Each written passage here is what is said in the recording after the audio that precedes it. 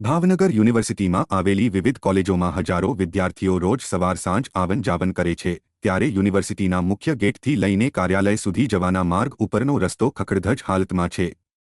ભાવનગર યુનિવર્સિટીના મુખ્ય ગેટથી કાર્યાલય સુધી જવાના માર્ગ ઉપર અનેક કોલેજો આવેલી છે, ત્યારે તેનો માર્ગ વર્ષોથી ખખડધજ હાલતમાં હોય અને હજારો વિદ્યાર્થીઓ આવન જાવન કરતા હોવા છતાં પણ તેનું રિપેરિંગ કે પુનઃ ડામર રોડનું કામ કરવામાં આવતું નથી।